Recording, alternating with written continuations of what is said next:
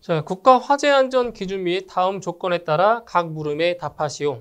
자, 조건을 보시면 지하 주차장은 3개의 층이며 각 층의 바닥 면적은 60m 곱하기 60m, 즉 3,600제곱미터라는 얘기죠.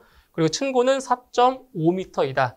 다음 주차장의 준비작동식 스프링클러 설비 감지기는 교차회로 방식으로 자동화재 탐지 설비와 겸용한다라고 했고요.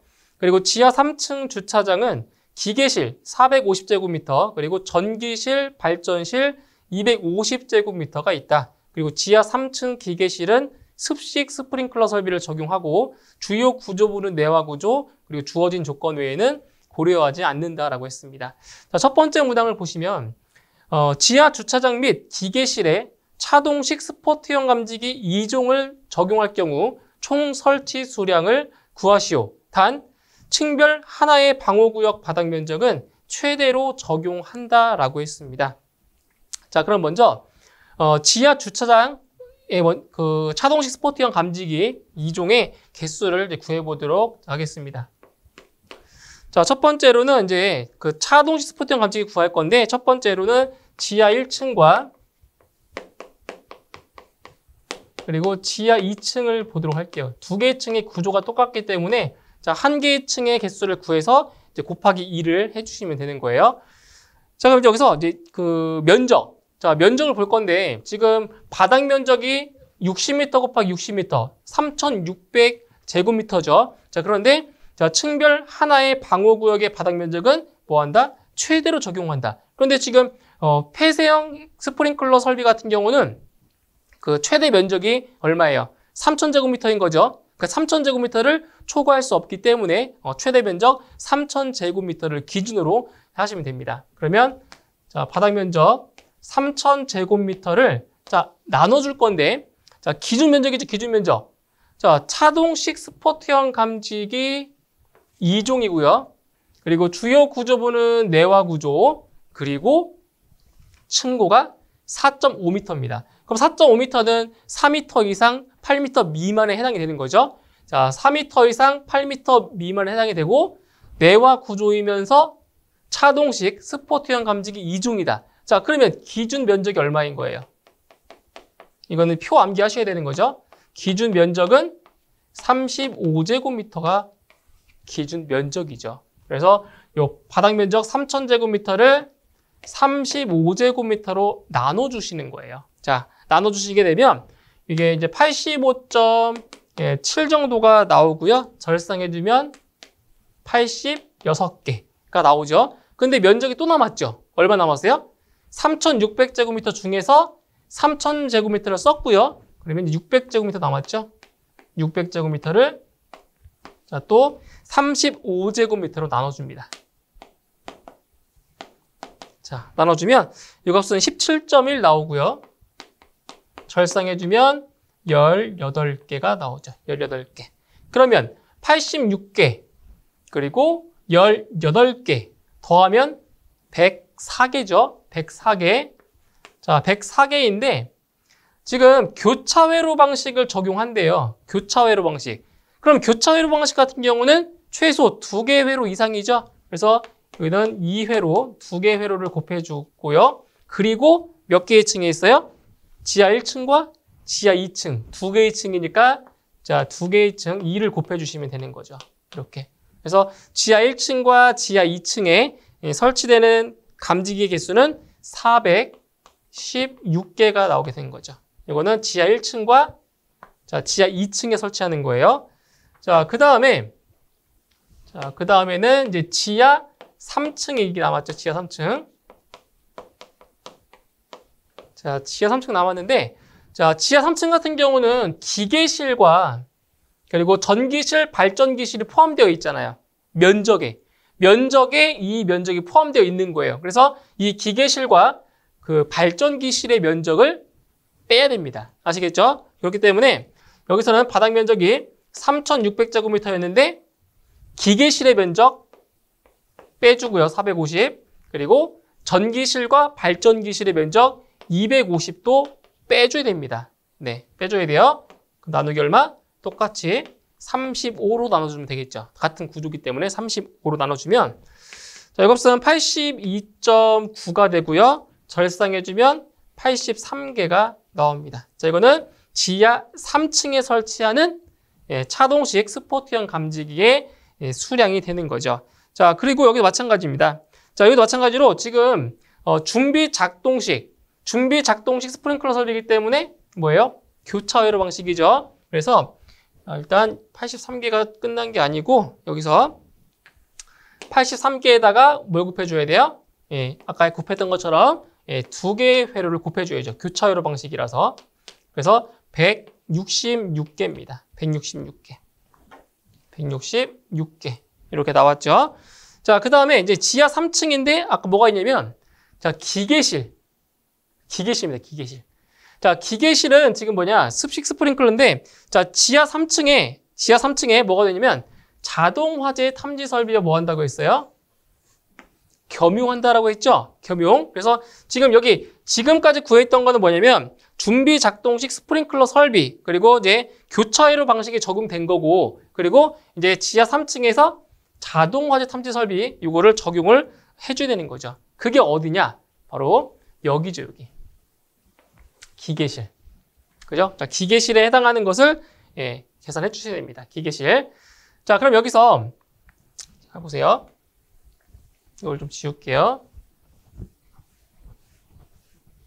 자, 세 번째로 구할 게 뭐냐면 지하 3층 기계실이죠. 자, 기계실의 자탐 설비에 해당하는 그때 이제 차동식 스포트형 감지기 개수를 이제 구해줄 거예요. 자, 얼마냐? 기계실의 면적이 450이죠. 그러면 450을 자, 마찬가지로 35제곱미터로 나눠주는 거예요. 자, 그러면 자, 이 값은 12.9가 되고요. 절상해주면 13개가 되는 거죠. 13개. 그래서 지하 3층에 있는 기계실에 몇 개? 13개. 자, 그러면 따라서 차동식 스포트형 감지기 2종은 몇 개냐? 아까 여기서 416개. 그리고 지하 3층입니다. 준비 작동식 스프링클러 설비. 그래서 166개였고요. 그리고 여기서 기계실 같은 경우 13개. 이렇게 했죠. 자, 그런데 여기서 그 전기실과 발전기실 같은 경우는 왜 고려를 안 했냐? 왜 안 했냐?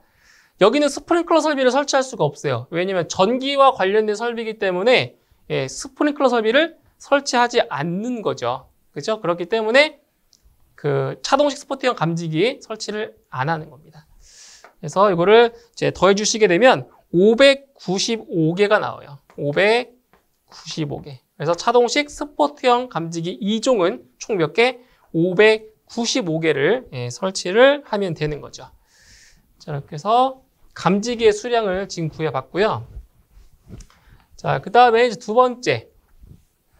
자, 스프링클러 설비 유수 검지 장치의 종류별 설치 수량을 구하시오. 자, 유수 검지 장치 종류별 설치 수량.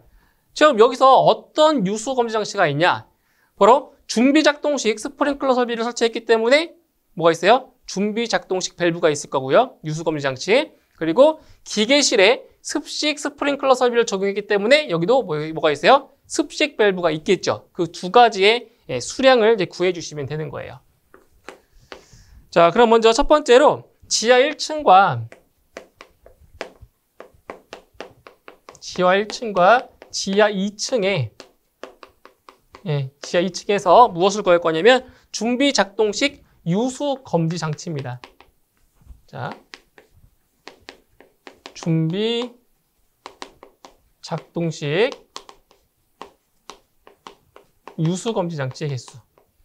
자, 지하 1층과 지하 2층입니다. 자, 이걸 어떻게 구하냐면 바로 바닥 면적을 자, 어떻게 하냐면 하나의 방호구역의 면적이 3,000제곱미터를 초과할 수 없기 때문에 3,000으로 나눠주시는 거예요. 그래서 바닥 면적 3,600제곱미터를 얼마로 나눈다? 3,000제곱미터로 나눠주는 거예요.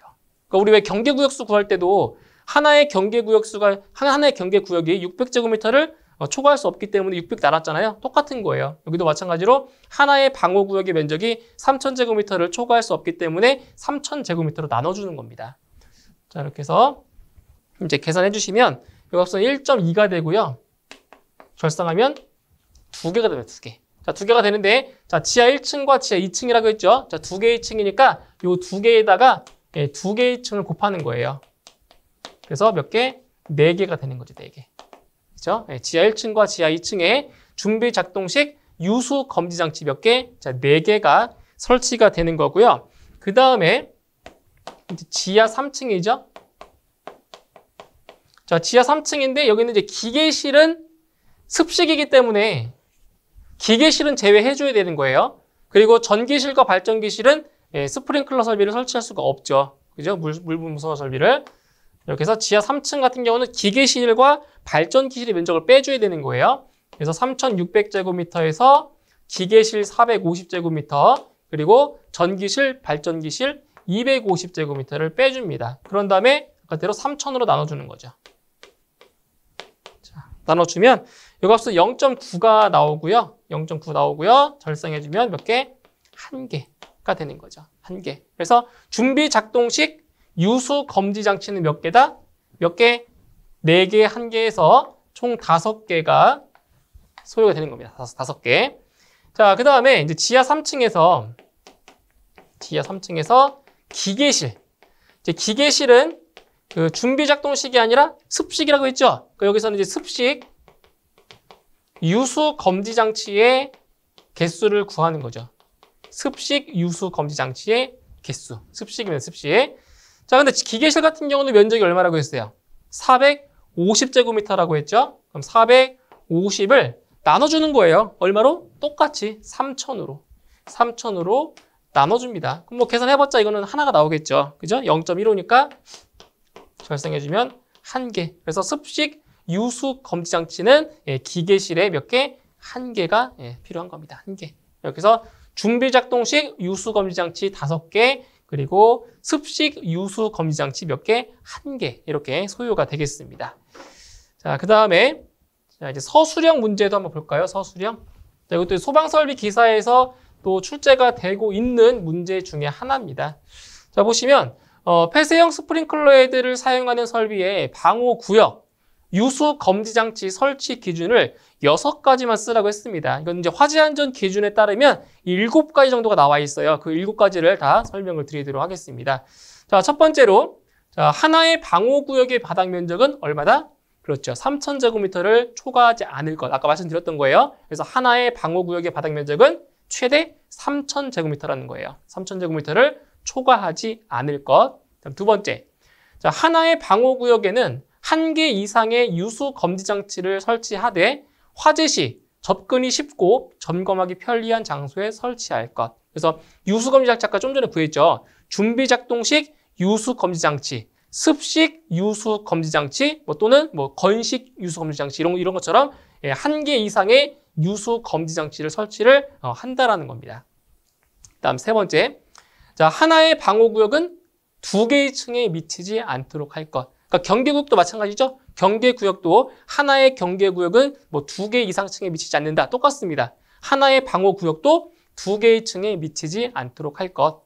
자, 그 다음 유수 검지 장치를 실내에 설치하거나 보호용 철망 등으로 구획하여 바닥으로부터 0.8m 이상 1.5m 이하의 위치에 설치하되 그 실 등에는 가로 0.5m 이상, 세로 1m 이상의 계급으로서 그 계급부에는 출입문을 설치하고 그 출입문 상단에 유수 검지 장치실이라고 표시한 표지를 설치할 것.